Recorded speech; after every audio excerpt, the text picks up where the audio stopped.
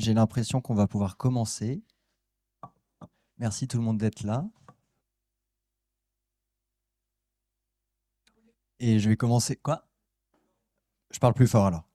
Je vais commencer par présenter donc avec Fabrice un peu le déroulé de la séance, la présentation du film et la présentation des intervenants. Et je vais aussi expliquer un peu pourquoi je suis là du coup. Il y a plusieurs personnes qui m'ont demandé qu'est-ce qu'il fout là lui. Et désolé, je suis un peu stressé, j'ai pas l'habitude de parler devant autant de monde. Et donc je me suis proposé j'ai proposé à Fabrice que je vienne co-animer cette séance parce que l'eau sont des questions qui m'intéressent beaucoup et en tant qu'étudiant en paysage, donc en master 2, mais aussi en tant que citoyen.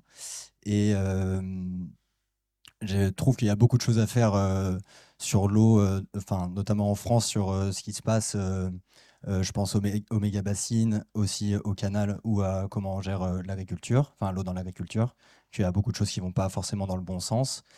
Et donc, lors d'une projection d'un film au cinéma L'Univers, qui est un petit cinéma indépendant à Lille. Avec une asso, on a projeté le film de Georges.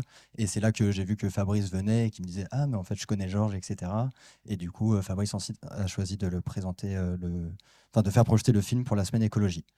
Et donc, c'est pour ça que je me suis proposé de venir présenter ici. Et maintenant, je vais lire les présentations des personnes. Donc, on a Jérôme Sergent et Fabrice a écrit un beau petit texte, donc je vais m'empresser de le lire.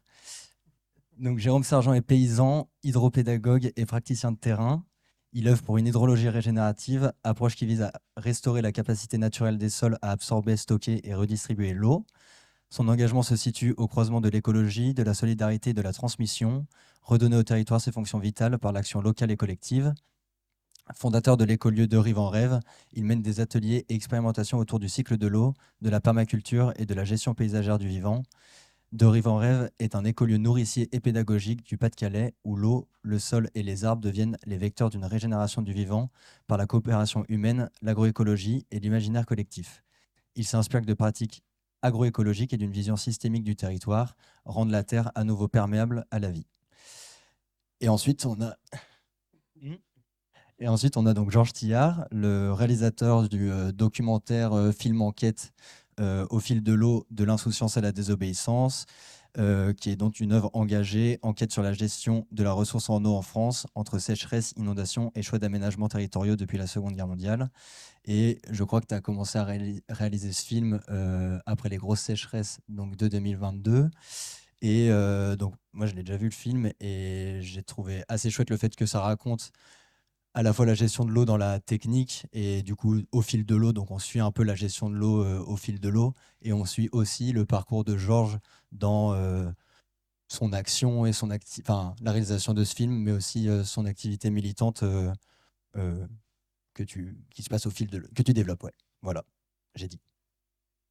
Bien, merci de votre présence. Par rapport à l'intervention, donc moi je trouvais intéressant de projeter le film et puis d'inviter Georges et Jérôme.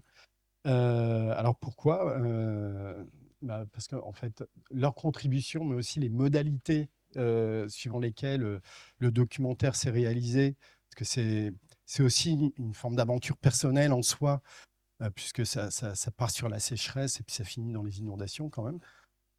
Enfin bon, vous verrez. Et puis toi, tu as une activité qui est aussi pour moi assez pertinente, puisque il y a une approche d'analyse réflexive, mais il y a aussi un engagement sur le terrain à produire les solutions, à les expérimenter, à les transmettre. Et je trouvais ça quand même assez complet, quoi. De se dire, on ne se contente pas de dire ce qu'il faut faire, on l'expérimente, on produit les exemples, et puis en plus, on les transmet, c'est-à-dire on développe de la méthode, des savoir-faire, des exemples qui permettent de montrer ce qui est possible, comment c'est possible, etc. etc. Et donc de faire la preuve que ces alternatives sont viables aussi. Parce que bon, il vous a sans doute pas échappé que dans les médias, de manière générale, quand on parle de l'hydrologie, de l'agriculture, ne serait-ce que juste, par exemple, l'agriculture bio. C'est toujours présenté sous des angles très laborieux, ou alors coûteux, ou alors difficiles à mettre en place. Enfin, évidemment, de manière à passivement donner la part belle à un système qui est celui qui est en place. Je ne m'étendrai pas de manière critique là-dessus, parce que de toute façon, on n'a pas le temps. Il y aurait trop à dire. Mais voilà, ça permet à un moment donné de faire son bonhomme de chemin, et pour moi, de renverser aussi le système en place en le prenant par sa base. Parce qu'on voit bien que tous les mouvements qui ont essayé de faire basculer la décision à un niveau politique ou à un niveau de gestion territoriale, etc., ont énormément de mal, parce que, en gros, il n'y a pas de retour descendant, ou alors on est toujours vraiment très surpris de la manière dont ce qui a été proposé a été compris. Enfin, voilà, on a vraiment l'impression souvent d'être pris pour des nouilles. Par rapport à ça, on se rend compte que les leviers qui partent de la base, alors certes, ils sont plus longs à mettre en place, mais ils ont une forme d'efficacité qui est assez redoutable finalement, puisque d'abord, ça produit des résultats directement sur les territoires, et deuxièmement, ça marche par contamination de la base vers les sommets. Et je trouve que c'est un très bon outil, à un moment donné, pour faire réagir le politique, qui, lui, s'appuie aujourd'hui réellement quasiment sur des études de marketing, c'est-à-dire, comme un produit de consommation, se tourne vers ce que veut la base, de manière à avoir évidemment les voix de la base pour leur programme. Et à partir de ce moment-là, ils sont bien obligés de s'adapter aux transformations qu'on met en place, plutôt que de faire eux-mêmes les propositions. Voilà. Bon, en plus, les propositions, généralement, elles viennent rarement du problème. Ok. Et donc, c'est très utile aussi, cette manière de faire et de s'investir, pour ne pas demander aux gens qui sont à la base du problème de nous ramener les solutions, quoi. Surtout, en plus, de leur demander l'autorisation aussi. Ça marche aussi beaucoup comme ça. Par rapport aux ateliers, moi j'ai remarqué que dans la semaine écologie, forcément, la question de l'eau, du cycle hydrologique, elle était hyper pertinente, puisque évidemment, il y a la question des sols, il y a la question de la biodiversité, donc du vivant. C'est une réponse au travers de la régénération par l'hydrologie au problème de l'artificialisation des sols, mais aussi de leur désartificialisation. Personnellement, je travaille beaucoup depuis quelques temps sur la question de la restitution des sols, sur l'idée d'un urbanisme de restitution. Qu'est-ce que c'est qu'un urbanisme où on enlève des choses pour les rendre à notre environnement et aux vivants, plutôt que de chercher à les contrôler, c'est-à-dire à générer des sols aménagés finalement. Hein, c'est ce que fait très bien l'agriculture aujourd'hui, faire des sols aménagés, mais qui demande un mode de gestion, d'entretien qui ne résout absolument pas le problème. Et l'idée, c'est de fait aussi de penser la question de la ressource. Hein, l'eau, c'est vital. Pas d'eau, pas de nourriture. Donc c'est en cascade, ok. Mais l'eau est aussi liée à la question de l'énergie. Mais l'eau est aussi liée à la question de la construction, puisqu'on pas d'eau, pas de construction. C'est-à-dire que les matériaux, le bois, la filière bois qui est extrêmement développée aujourd'hui, elle est aussi dépendante de ça. On est vraiment pris de bout en bout, en fait, avec cette ressource, soit parce qu'elle nous manque, soit parce qu'elle est mal répartie. Alors aujourd'hui, je lisais dans un article là, récemment, on a là, à l'heure où je vous parle, 3600 villes ou villages, donc villes de petite taille en France, qui sont alimentées en eau par camions-citernes, faute de pouvoir puiser les ressources directement sous leurs pieds.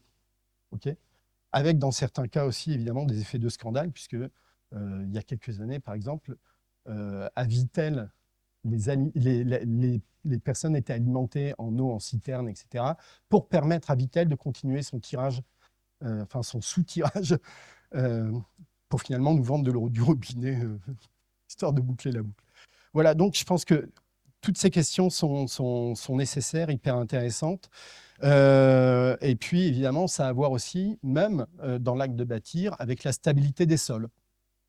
Voilà. C'est-à-dire que on utilise, par exemple, aujourd'hui, de plus en plus la terre, ok, mais la terre, les argiles ont une relation assez fine quand même à la présence de l'eau dans les sols. On a aussi des questions de stabilité des sols par rapport au bâti. Hein, dans la région, par exemple, le gonflement, rétractation des argiles, c'est un énorme problème. Et la régénération peut permettre aussi, moi, à mon sens, de stabiliser l'environnement de ces sols de manière à limiter les fluctuations. Hein, puisque, évidemment, ça n'étonnera personne. Quand vous avez beaucoup d'eau, ça gonfle et ça glisse. Et puis, quand il n'y en a pas beaucoup, tout redescend. Et ça tient moyennement bien avec tout ça, quoi. Voilà. Au-delà, ce qui est intéressant aussi, c'est qu'il y a une dimension médiatique, artistique, visuelle au travers le travail de Georges.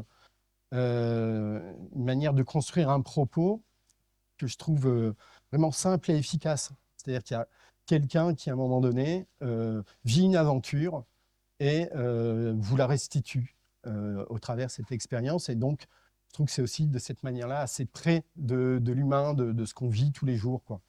Et donc, c'est bien parce que c'est hyper simple et agréable à appréhender. Voilà, je m'arrête là. Et puis, je vous laisse regarder le film. Oui, c'est parti. Et donc, on y va et on se retrouve après le film pour un temps d'échange, de débat, de discussion sur le film et au-delà.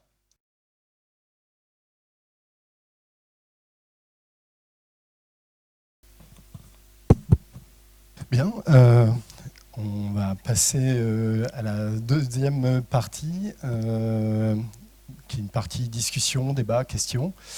Peut-être que le plus simple, c'est est-ce que vous avez envie d'ajouter quelque chose d'abord par rapport à la projection du film ici, et deux, est-ce que vous avez envie d'ajouter quelque chose, et est-ce que vous avez quelques questions ou quelques précisions à demander ou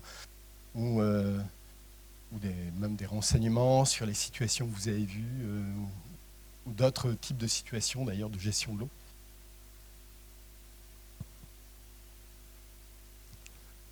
C'est toujours un peu sec comme ça directement.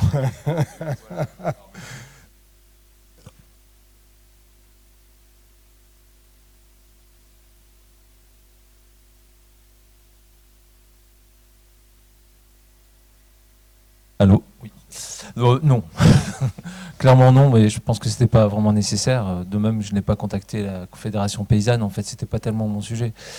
Ça serait un sujet très très intéressant de montrer comment est organisée la FNSEA et à quel point elle maîtrise aujourd'hui la situation, ou enfin, en grande partie en tout cas du monde agricole, et à quel point c'est délétère pour beaucoup de gens ici aussi, pour tout le monde, et notamment pour les paysans, en premier je dirais même. Mais c'est sûr que quand on s'intéresse à l'eau, on s'intéresse beaucoup à l'agriculture, puisque l'eau c'est le sol c'est l'eau. Et évidemment, voilà, on tombe assez rapidement sur cette idée de comment aujourd'hui on cultive, voilà, avec un tas d'idées reçues qui sont complètement ridicules quand on parle de produire pour alimenter la France, etc. Aujourd'hui, c'est pas vrai. La FNSEA, les plus grands céréaliers, ils produisent surtout pour l'exportation. Bon, voilà, pour nourrir des animaux à l'exportation. Donc, quand on parle de souveraineté alimentaire, je suis désolé, mais là, il y a vraiment des choses à revoir et à repenser. Mais aujourd'hui, comme le disait l'un des intervenants dans le film, qu'on a peut-être entendu entre les petits hiccups, c'est... en fait, voilà, ils pensent qu'ils ont... Et ils ont d'ailleurs. Ils ont la maîtrise aujourd'hui du pouvoir politique en France. Hein. Annie Genevard, notre ministre de l'Agriculture... Bon, voilà, avant elle, je ne sais plus son nom, c'était une éleveuse, pareil. Bon, voilà, c'est des gens qui sont au pouvoir, donc qui décident. Et qui n'écoutent pas ce qu'on leur dit par ailleurs, enfin qui font tout pour préserver leur précaré, quoi. Voilà ce qu'on peut en dire aujourd'hui.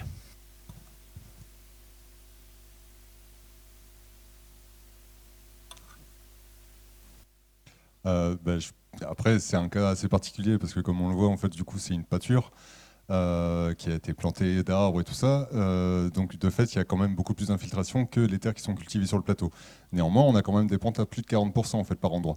Je peux assurer qu'en fait, justement, depuis qu'on a fait les aménagements, il n'y a pas une goutte d'eau en fait, qui tombe au sein de la ferme. En fait. Donc, clairement, ça montre l'efficacité. En fait. Et il n'y a pas que mon exemple en fait, qui le démontre. Il y a des endroits où il y a une épaisseur de sol en fait, qui est beaucoup moins importante que celle qu'on peut avoir chez nous, dans le sud de la France, du côté de la Drôme et tout ça, en fait, où de fait il y a moins de réserves utiles possibles.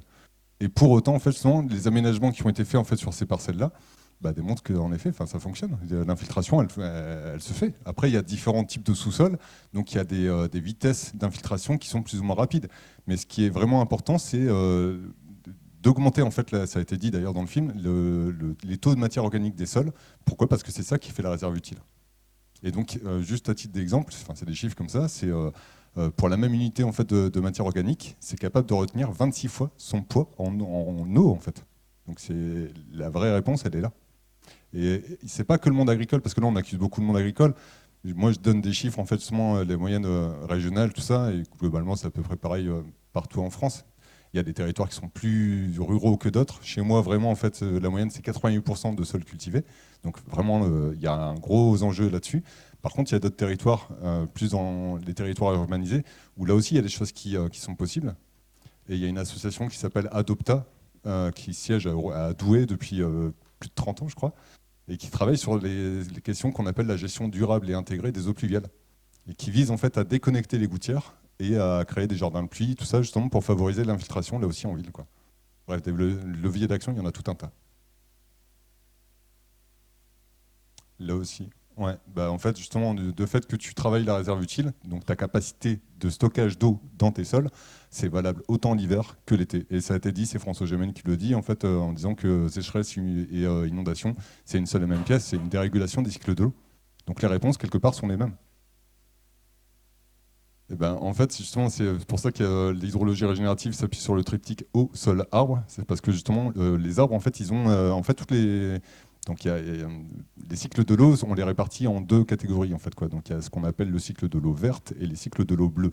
L'eau bleue, c'est celle qu'on voit. L'eau verte, c'est celle qu'on ne voit pas, mais qui est là, en fait, dans les sols, dans la végétation. Et en fait, sur les 100% des cycles de l'eau, d'après vous, une petite question comme ça, en fait, l'eau verte, elle représente combien en pourcentage? Il n'y a pas de réponse bête. Hein. C'est à 60% en fait. Donc dans tous les cas, c'est déjà majoritaire. Donc là aussi, en fait, par rapport aux sécheresses, c'est vraiment en fait l'eau verte qu'il faut travailler. Et ça a non seulement une incidence chez nous, mais comme Charlène le dit en fait dans le film, c'est que les cycles de l'eau, en fait, justement, donc l'eau qui arrive des mers, qui tombe chez nous, en fait, justement, elle se recycle à l'intérieur même des continents, jusqu'à 6 fois. Elle est capable de faire plus de 2000 km, quoi. Donc si en fait on ne travaille pas cette question-là chez nous alors qu'on est au premier rang, en fait à l'intérieur des terres, des continents, c'est là qu'il y a des problèmes. Pourquoi? Parce qu'eux, ils n'ont plus d'eau. Du coup, déjà bravo pour le documentaire. Et j'avais une question concernant comment on peut rendre par exemple l'exemple de l'agriculteur du Sud-Ouest plus global en fait, en mode comment on peut dire à l'État, je sais pas, bouge ton cul et rémunère-les quoi, genre. En fait, c'est un peu la réflexion que j'ai eue moi aussi en interviewant ces gens. C'est-à-dire que en partant simplement de je cherchais des solutions moi en fait à la sécheresse. Donc j'avais entendu parler d'agriculture de conservation des sols, etc. Et donc on rencontre des gens comme ça, on se dit mais en fait eux ils ont compris depuis longtemps qu'il fallait faire des choses de ce genre-là, quoi, enfin qu'on pouvait développer. Donc ça me mène ensuite chez Solagro, qui est une association où vraiment là c'est des ingénieurs agronomes qui réfléchissent à ce que pourrait être une agriculture soutenable et qui proposent des solutions assez simples en fait, hein. Et pas la peine de tout casser d'ailleurs. Ils disent il suffirait qu'on mange un peu moins de viande et qu'on mange plus de légumineuses pour établir un équilibre. On n'aurait plus besoin de méga bassines, on aurait besoin de beaucoup moins de maïs pour nourrir les bêtes en fait, tout simplement, parce que l'essentiel de la culture en maïs en France elle sert à ça, hein, nourrir des animaux. Bon, voilà. Alors, comment faire pour que l'État se bouge? Je ne sais pas, parce qu'en fait, faut s'engager. C'est un peu ce que je me suis dit au bout d'un moment. C'est-à-dire que quand ces gens-là, comme Solagro, proposent des choses, sont reçus dans les ministères par le conseiller d'Élysée, etc., et qu'on les écoute, puis qu'on leur dit bon, ok, c'est super votre truc, mais qu'après, derrière, plus rien ne transparaît, enfin, plus rien n'apparaît de leurs propositions.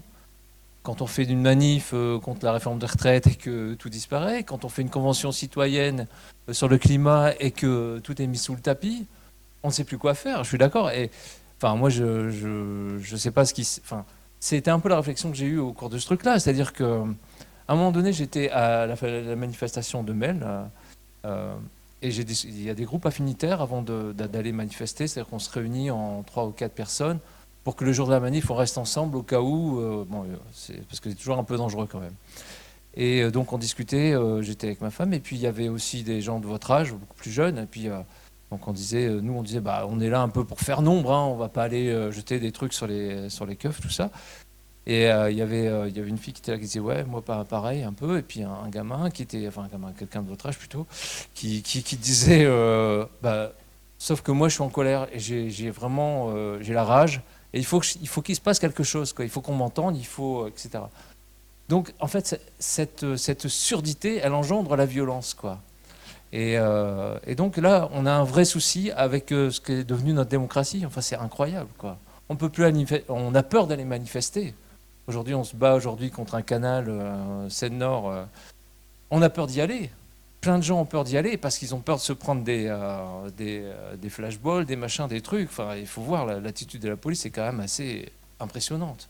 En réaction, il y a des gens qui s'organisent en face pour lutter de manière plus efficace. Mais on a un vrai souci démocratique aujourd'hui et je ne sais pas comment on peut le résoudre, mais c'est ce qui me fait le plus peur en fait à la fin de ce film. Je me dis, il y a des choses, il y a des solutions, il y a plein de gens qui, au local, pensent à des choses, réfléchissent, etc. Et c'est peut-être le dernier levier qui nous reste, le local. S'investir dans la commission de l'eau, s'investir dans tous les mouvements, dans des trucs, des associations comme l'hydrologie, qui promouvent l'hydrologie régénérative. Tous ces petits endroits comme ça qu'on connaît ici, qui sont sur le terrain, ceux-là peuvent provoquer des choses intéressantes. C'est ce que disait Fabrice un peu au départ. Par capillarité, ça peut remonter. Mais il ne faut plus rien attendre. Actuellement, on ne peut rien attendre du haut. C'est dramatique, mais c'est ce que j'ai ressenti. Et, notez aussi que la manif que ce soit Mel ou Sainte-Soline, c'était des manifs contre des méga-bassines, donc comme l'a dit le député, qui ont été protégés par 5000 policiers, pour qu'au final, 2 ans après, ou quelques années après, la plupart des méga-bassines ont été jugées illégales par l'État, et du coup, on en est venu à défendre des endroits qui étaient illégaux, quoi. Et après, moi, je peux donner aussi le point de vue de l'association pour une hydrologie régénérative. L'idée, en fait, c'est, on fait avec ceux qui veulent faire. Et donc, du coup, chaque personne, en fait, peut s'impliquer. Au niveau du politique, il y a des élus, en fait, locaux qui, quelque part, sont un petit peu plus sensibles, en fait, à ce qu'on peut leur proposer. Et savent qu'eux, ils sont tellement, quelque part, ils sont un petit peu aussi sous l'eau parce qu'ils ont tellement de choses à gérer que ça devient complexe. Ils ne peuvent pas axer tout sur un seul et même sujet. Donc, du coup, il y a besoin de l'engagement citoyen. Là, ici, il y a des livres qui parlent de biorégion. Je ne sais pas si c'est des choses qui vous parlent. Et moi, ces pensées-là, en fait, c'est une reprise du pouvoir, quoi, et reprendre son pouvoir d'agir. Et en fait, c'est à tout un chacun de s'investir en fait, justement, dans la vie publique locale, quoi.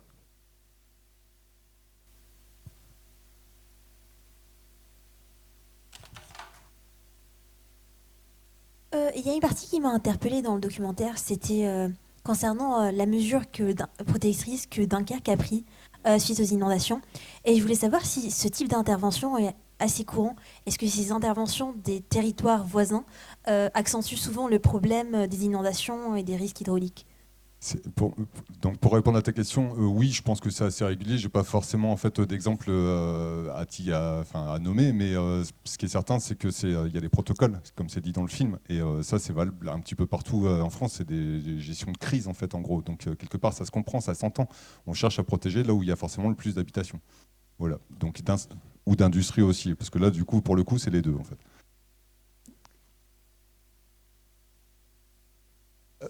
La preuve en est, c'est même les projets EPR, ils ont un petit peu le plomb dans l'aile.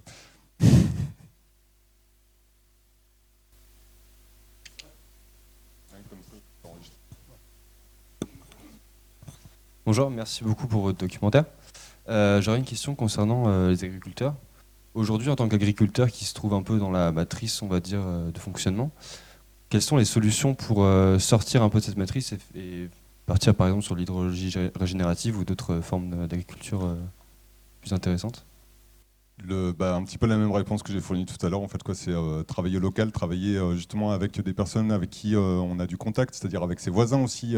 Là, par exemple, quelque chose qui n'est pas non plus cité dans le film, en fait, on pourrait établir ensemble des plans d'assolement, c'est-à-dire établir des plans de culture à l'échelle d'un sous-bassin versant pour dire d'éviter qu'il y ait des problématiques qui se cumulent. Et ça, c'est un exemple. Et après, justement, les coopératives, il y a des choses qui sont très bien, mais il y a aussi des choses qui sont plutôt néfastes. Quand on voit par exemple Tereos ou, du coup, moi j'hésite plus maintenant en fait, je dis les noms. Là, à l'heure actuelle, justement, donc Tereos c'est plutôt sur la culture de la betterave. Après, sur la pomme de terre, il y a McCain, la Carbout, ils sont plusieurs là maintenant. Pour la petite anecdote, Xavier Bertrand, janvier 2024, donc juste vraiment pendant les inondations, il y a eu un congrès des patatiers et betteraviers qui s'est passé en fait à Dunkerque. Il a octroyé en fait 53 000 hectares de plus de culture de pommes de terre. Il a ouvert les portes de la région à l'installation en fait, des 3 barons de la frite belge, donc pour qu'ils puissent installer leurs usines. Donc de fait, il y a des choix qui posent réellement question. Et à aucun moment, moi, c'est un petit peu ce que je reproche, c'est qu'à aucun moment, en fait, on demande, en fait, on informe réellement les citoyens, les concitoyens, en fait, seulement, que les administrés. Des conséquences en fait de ces choix politiques là. Et est-ce qu'on vient leur demander en fait est-ce que vous êtes d'accord ou pour ou contre? Là non plus en fait quoi. Mais je pense que le monde agricole en fait a un gros intérêt et en plus il s'en sortirait 1000 fois plus à travailler réellement ensemble. Et ce qui se faisait avant, on parlait de communautés paysannes. À l'heure actuelle, on a plutôt l'impression que c'est des clans. Alors on parle de 18 types d'agriculture différentes en France. L'agriculture bio c'en est une, mais il y en a plein d'autres en fait. Et quelque part, ces différences, ça vise une chose, quelque part, ça renforce en fait des clivages. On pense avoir la vérité, alors qu'il n'y a pas une vérité, il y en a plusieurs, et tout dépend du contexte. Voilà.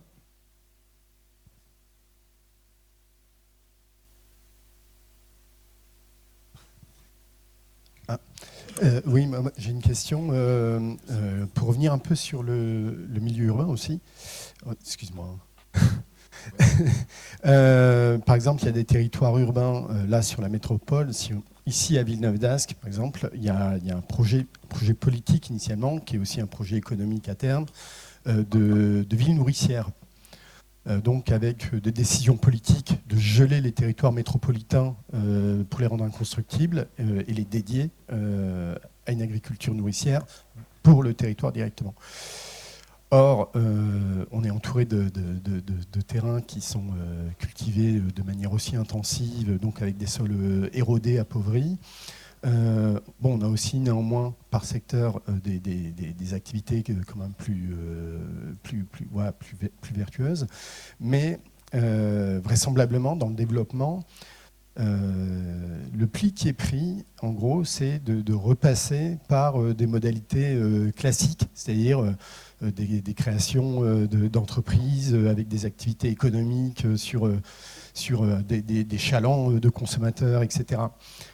Est-ce qu'à un moment donné, justement pour redynamiser ces activités tout en travaillant le sol de manière plus vertueuse, il n'y a pas d'autres modèles ou d'autres modalités d'action à la fois avec les acteurs qui sont sur le terrain, qui vont produire la nourriture, rétablir les sols, etc. Et le pouvoir politique qui a pris la décision de cet engagement.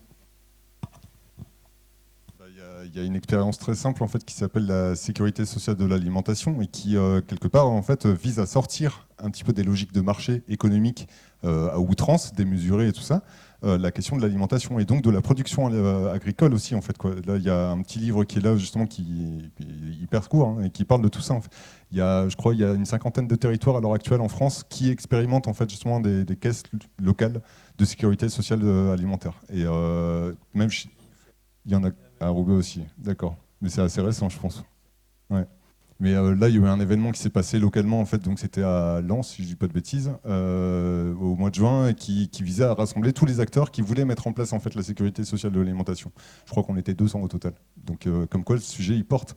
Après, c'est certain que chacun doit s'en emparer et s'investir, en fait, justement, sur le sujet. Les agriculteurs en France, à l'heure actuelle, ils sont 400 000, même pas 390 000. On sait que d'ici 10-15 ans, en fait, ils vont se retrouver, ils seront 200 000. Et c'est une volonté de l'État, hein, c'est affiché, hein, voire même déjà au niveau de l'Europe, ils le disent aussi. Du coup, c'est pas possible. On ne peut pas faire une agriculture vertueuse qui tende vers quelque chose de mieux avec ce nombre d'agriculteurs-là. C'est juste impossible. Donc on sait d'avance, et de toute façon, les orientations politiques, ça vise la robotique, la génétique et le numérique. Ça, c'est reprendre la terre aux machines qui a un manifeste qui a été écrit par l'Atelier Paysan, une coopérative dont je fais partie aussi. Et on a toutes les infos, et même toutes les solutions, on les a. Donc c'est à nous de nous en emparer et d'y aller ensemble sur le terrain, en fait. Oui, moi, j'avais une petite demande de précision sur un chiffre qu'on a entendu à un moment qui est donné dans le documentaire. À propos dans un sujet à propos de l'écoterrorisme, pour dire où sont les écoterroristes, en fait, comme quoi la perte d'humus aurait causé l'équivalent de la perte de 25 000 mégabassines. C'est quoi ce chiffre? C'est depuis combien de temps? Sur quelle superficie? C'est au niveau national. Et donc ça, c'est Samuel Bonvoisin, en fait, justement, qui est un des cofondateurs, au même titre que Charlène Descolonges, qui intervient aussi dans le film, de l'Association pour une hydrologie régénérative. Et en fait, il a calculé au début du remembrement, donc dans les années 60, on était à peu près à 4% de matière organique dans les sols. Aujourd'hui, on est à 1,5. Du coup, on a perdu autant. On sait que pour faire 1% de matière organique, en fait, il faut à peu près 16 ans. Sauf que, comme je le dis dans le film, en fait, ça disparaît beaucoup plus vite que ça ne se crée. Et il y a des territoires où le chiffre de 10 et 15 tonnes, c'est pareil, c'est une moyenne annuelle par hectare, plutôt au niveau national. Sur notre territoire, il y a des endroits où c'est entre 50 et 100 tonnes de terre arable. Donc, il faut se rendre compte de la vitesse. Et donc, la réserve utile dont je parlais tout à l'heure, c'est-à-dire l'eau qui peut être stockée dans les sols, en fait, ce qu'on a perdu en pourcentage de matière organique, c'est ce qu'on a perdu comme réserve utile. Donc au niveau national depuis le remembrement, c'est ça les 25 000, d'accord, merci. Et c'est des cofacteurs, parce que donc il y a des choses qui ne sont pas dites non plus dans le film, mais on a perdu 1 450 km de haies à cause du remembrement. Il y avait 1 million de mares aussi, mares, étangs et compagnie, en fait. Donc la gestion de l'eau, avant, on l'avait. L'objectif, c'est de la remettre. Quelque part, c'est un peu dommage, mais il faut le faire. Merci beaucoup Jérôme et Georges pour le film et la présentation. Je rebondis sur ce que tu viens de dire, Jérôme, par rapport au fait qu'il y avait de moins en moins d'agriculteurs et de paysans. Est-ce qu'il y a un enjeu à tous devenir paysans, à pousser l'autoproduction, à, je sais pas, porter une forme d'empouvoirment de l'alimentation? Je pense que moi je me dis paysan, après je suis assez particulier dans le paysage. Ça fait longtemps que je réfléchis à ces questions-là. J'ai pris 10 ans de ma vie en fait justement en parcours installation. Donc pourquoi? Parce que j'ai rencontré des maraîchers et autres qui m'ont dit si tu le fais pas là maintenant en fait, tu le feras jamais parce qu'une fois que tu es installé, tu n'as plus le temps. Paysan, c'est pas un métier, c'est pas une profession. On dit exploitant agricole. Moi, j'ai pas envie de me définir comme exploitant agricole. Je suis pas là pour exploiter le sol, je suis pas là pour exploiter le vivant. Enfin, ça me colle pas. Enfin, c'est juste pas possible. Et du coup, j'ai dû rentrer quand même dans le parcours, faire tous les papiers, tout ça. C'est un peu un parcours du combattant, vraiment. Donc du coup, ça peut décourager énormément de monde. Alors que paysan, ce qu'il faut savoir, c'est que début 1900, il y avait 90% de la population française qui était paysanne, vraiment. C'est-à-dire qu'on cultivait soit pour soi, comme un but justement d'autonomie, ou il y avait beaucoup plus d'agriculteurs. En tout cas, j'ai plus les chiffres en tête, mais je crois que dans les années 80, il y avait encore 1 million de paysans, pour dire la vitesse à laquelle ça disparaît, quoi. Voilà. Je sais pas si ça répond à la question. Il y a un livre c'est un paysan philosophe qui s'appelle Léo Koutelek, qui est sorti il n'y a pas longtemps, qui s'appelle Devenir paysan. Là aussi, en fait, ça donne à voir la philosophie en fait de ça. Devenir paysan. Devenir au pluriel, paysan au pluriel.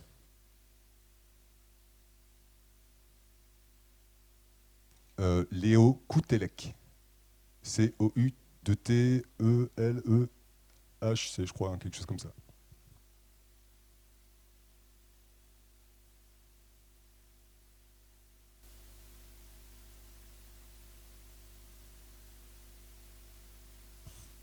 C'est une question un peu large et justement vis-à-vis de ce que vous disiez sur l'assaut hydrologie régénérative, on fait avec ceux qui veulent bien faire.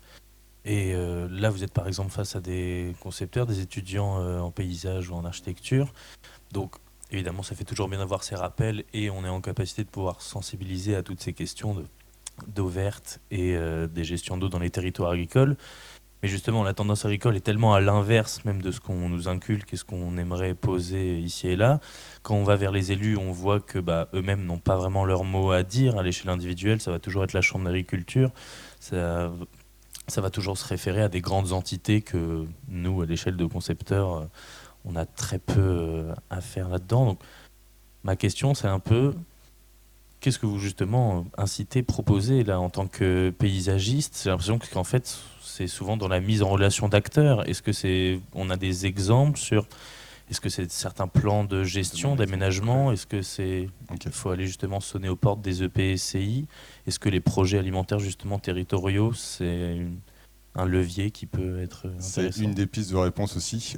Mais après, là, du coup, ça tombe bien. Merci de ta question parce que ça me permet de donner un petit peu des infos de tout le travail qu'on mène. Parce que là, depuis les inondations, en fait, ça fait bientôt 2 ans là, que je fais un travail bénévole sur le sujet, en fait, sur le territoire. Et là, on est en un partenariat justement possible avec le lycée agricole de Radingan. Donc vraiment en tête de bassin versant, il y a 80 hectares, c'est une ferme qui est en polyculture élevage. Donc il y a 2 classes justement d'élèves agricoles là-bas. L'idée, c'est d'associer Polytechnique Lille. Pourquoi? Parce qu'il y a des masters gestion de l'eau. C'est l'idée d'associer aussi Junia Isa, donc l'école d'agro en fait justement de Lille. L'ENSAFL aussi, avec qui je suis en contact, avec Armel, avec Valérie en fait depuis pas mal de temps aussi. Il y a les BTS Gémeaux en fait du lycée de Wagnonville à Douai. Enfin bref, donc il y a 160 élèves là qui quelque part, l'idée c'est de les embarquer en fait justement déjà de les sensibiliser, d'aller un petit peu plus loin dans les détails pour vraiment comprendre c'est quoi l'hydrologie régénérative. Et après il y a une partie chantier qui est prévue sur les 80 hectares. Et donc pour vraiment démontrer en fait, il y a dans l'association nationale, il y a une personne qui est chercheuse au CNRS qui s'appelle Florence Gonnet et qui étudie les process de mimétisme en fait. Comment on peut changer en fait la situation. Et donc ce qu'on appelle le social learning. Et du coup, elle nous accompagne vraiment pour étudier un petit peu qu'est-ce qui permet en fait de faciliter l'appropriation du sujet et puis la mise en place concrète d'actions en fait. Et du coup, ça c'est en train de se mettre en place. C'est prévu pour 2026. C'est financé en partie avec l'agence de l'eau Art Picardie, qui en fait demande pas mieux. Hein. Ça fait des années qu'ils prônent tout ça. Et là, même leur 12e programme d'intervention, en fait, ça prône que ça. Donc les chambres d'agriculture elles-mêmes, elles n'auront pas le choix en fait que de changer. Et après, je vais donner aussi des petites infos parce que l'air de rien, on accuse beaucoup le monde agricole. Ils sont pas tous à vouloir ne pas changer. Il y en a quelques-uns qui veulent maintenir en fait à tout prix leur force, quoi. Mais en même temps, il y en a aussi beaucoup d'autres qui sont suiveurs, malheureusement. Et après, j'ai envie de vous dire, ils ont un petit peu le couteau sur la gorge pour la plupart. Pourquoi? Parce que les coopératives, parce que tout ça. Ouais, oui, vas-y. Oui, je voulais dire aussi que le travail des étudiants que vous réalisez quand vous travaillez en partenariat avec des acteurs du territoire, c'est aussi un mode de pédagogie et de formation. Par exemple, nous, on travaille sur ça fait 2 saisons. Eh bien, on travaille avec le SMAGEA, même avec les Watringues, même si on va quand même leur poser 2-3 questions qui les mettent un petit peu en difficulté. On va les inviter à la présentation de nos travaux. Donc tout ça, ça chemine. On a l'élu de Bourte, par exemple, qui est la commune de la source de la Hague, qui est très ouverte et qui a accueilli tous les étudiants. Donc il y a une pédagogie qui s'opère, même chez les plus réticents. Et ça ne marche pas toujours. Par exemple, on a eu des gens de la région qui sont venus. La responsable de l'eau, elle est complètement étanche à toute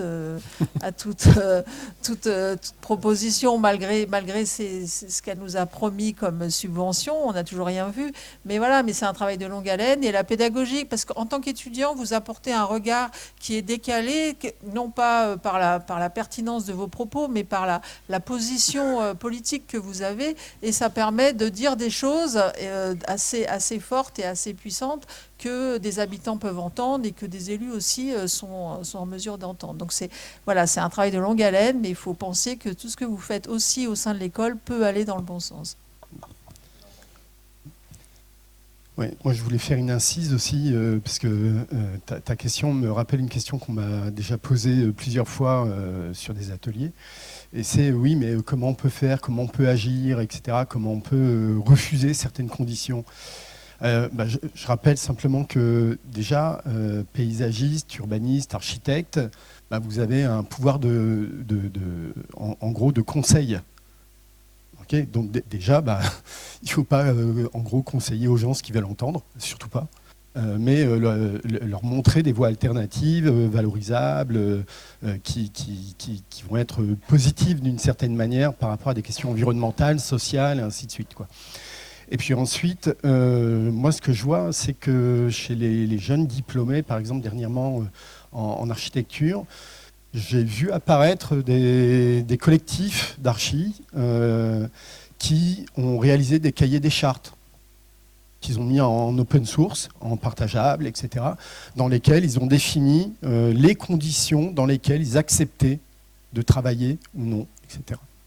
C'est-à-dire ce qu'ils étaient prêts à faire, à ne pas faire, ce à quoi, en gros, ils voulaient participer ou pas. C'est qu'il y a des charges qui sont partagées. En plus, ils évoluent, ils sont corrigés, ils sont amendés. Ils récupèrent à chaque fois les modifications pour les remettre en partage. Donc, c'est déjà un bel outil.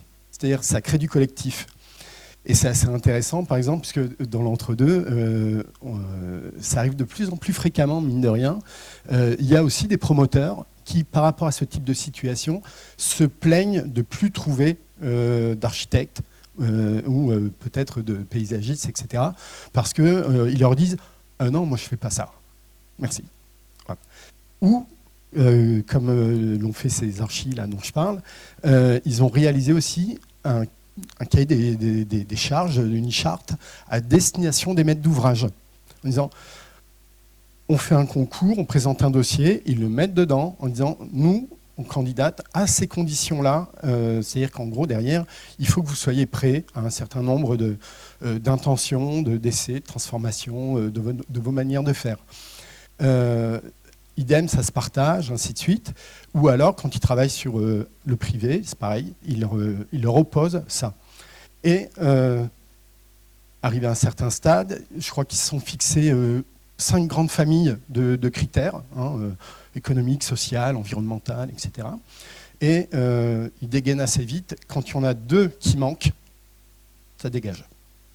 Okay, alors, ils gagnent moins bien leur vie, okay, mais du coup, le fait de faire ça dans un dispositif d'agence qui est en mode de développement, ça ne crée pas du manque dans l'agence. C'est-à-dire, si vous êtes gros et que vous travaillez avec des gros promoteurs qui vous filent du taf et qu'à un moment donné, ils vous dictent les conditions, évidemment, si vous dites non et que vous le perdez, vous risquez de vous casser la figure.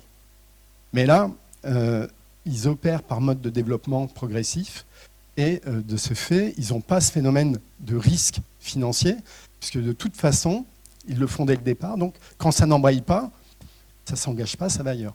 Et petit à petit, si effectivement les maîtres d'ouvrage publics ou privés se retrouvent un peu le bec dans l'eau en disant, comme c'est arrivé bien heureusement d'ailleurs à une certaine époque, pour d'autres raisons, mais sur des centres de rétention pénitentiaire pour les migrants, ou dans certaines régions où ils voulaient implanter ces centres, aucun architecte n'a répondu à l'appel d'offres. Okay. Bon, bah, pas de centre. Hein.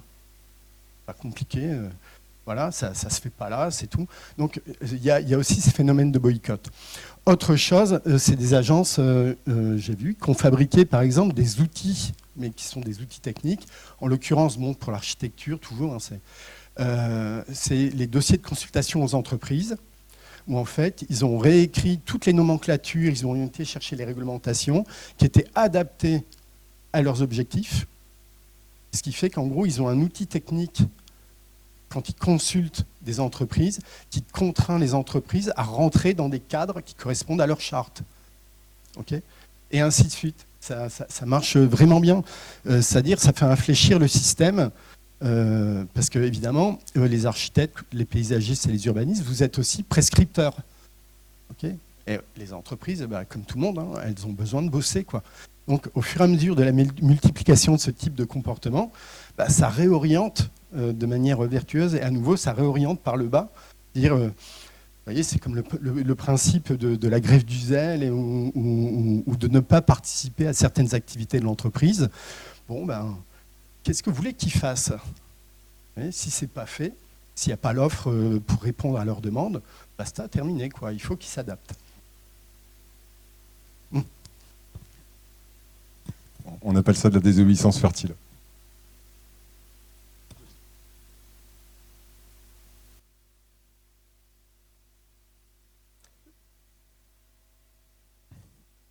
en plus. Parce que ça, le fait d'agir comme ça, en fait, ça permet de trouver du sens dans ce qu'on fait. Je pense que c'est quand même la base en fait, pour s'épanouir dans ce qu'on vit en fait. Des choses que j'ai pas dites non plus pour aller un petit peu plus loin. Il y a aussi des chantiers qu'on dit régénération low-tech des rivières fondés sur les processus Castor. J'annonce qu'il y en a un aussi qui est prévu en fait dans l'Avesnois et du coup probablement avril, mai, juin 2026, donc c'est bientôt. Ça peut pas être ouvert à tout le monde et on préfère axer en fait et privilégier en fait les agriculteurs et les techniciens de rivière. Mais l'idée c'est d'organiser en fait justement une journée aussi ouverte en fait au grand public. Donc si ça vous dit, vous venez aussi à ce moment-là.